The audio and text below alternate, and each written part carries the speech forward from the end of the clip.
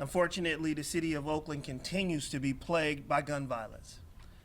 This is the fourth Monday news conference this month that I've held to address the extreme amount of violence that we've seen, and this weekend is no different. Sadly, we are coming off the heels of the deadliest month and the deadliest week that we've had all year. I'm afraid our community is becoming numb to this horrific behavior. 6 homicides in the past 4 days. It's incomprehensible. When I became chief, I promised to collaborate with the faith-based partners. Today, I'm joined by several of Oakland's clergy. Reverend Demita Davis Howard, Father Jason Lindeza, Pastor Hopkins, and Pastor Dixon. I'll start off capturing what we experienced over the last 4 days in Oakland. On Thursday, August 25th, just around 5:30 p.m., officers responded to a ShotSpotter call in the 2400 block of 64th Avenue.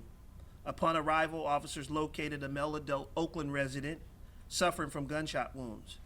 Life-saving measures were attempted. However, the victim was pronounced deceased at the scene. The victim was later ID'd as Isaiah Sanchez, 19 years old. We are following up on all leads and asking for the community's help in identifying the person responsible for this shooting. On Friday, August 26th, just after 7:15 p.m., officers were dispatched to a ShotSpotter call in the 2800 block of Martin Luther King Jr. Way. Upon arrival, officers located 2 individuals suffering from gunshot wounds, as well as a bicyclist who had been struck by a vehicle. All 3 individuals were pronounced deceased on the scene. The names of the victims are followed. Devin Woodfox, 36 years old. Tyron Banks, 46 years old. Tanel Williams, 48 years old. I had an opportunity to come to this scene, and what a horrific scene it was. It's unfortunate that community and others have to suffer such violence. A triple homicide, 3 people losing their lives in one incident. We have some leads that we're following up on related to this homicide. Obviously one that is terribly concerning to see an innocent person who was uninvolved in anything be struck by a vehicle as he's just riding his bicycle. It's terrible.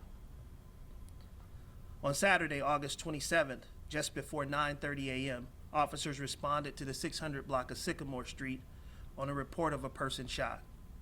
Upon arrival, officers located a male adult Oakland resident suffering from gunshot wounds. He was inside of a vehicle.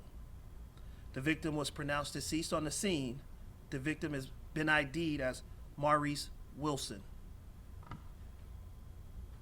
On Sunday, August 28th, at 1:30 a.m., officers responded to the 2400 block of Park Boulevard on a report of a vehicle collision.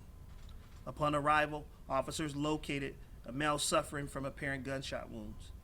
The victim was pronounced deceased on the scene. The victim was later ID'd as Capri Anderson, 22 years old. This is the city of Oakland's 83rd homicide of the year. It's 2 less than we were at this same time last year at 85. My clergy partners are here with me today as we call on community to come together, to ask people to put down the guns, remove the firearms from our community, ask people to care a little bit more about each other, care a little bit more about our community. Firearms are overwhelming our community.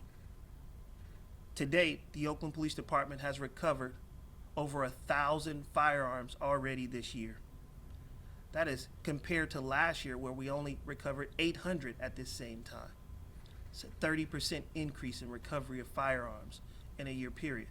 And it just goes to demonstrate the number of firearms that we have in our community. Our latest incident I want to speak to that we just are continuing to investigate today. At 1:30 p.m., officers responded to a shooting of a 13-year-old at Madison Junior High School in the 400 block of Capistrano Drive. Officers were able to quickly and safely take the shooter into custody as well as provide medical aid to the student.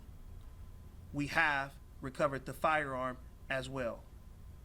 Sadly, gun violence is impacting our schools as well. You have heard from me over the last several weeks about a number of shootings and incidents that have happened at our schools and at our playgrounds. This is impacting every area in our city. Nobody is immune from this level of gun violence.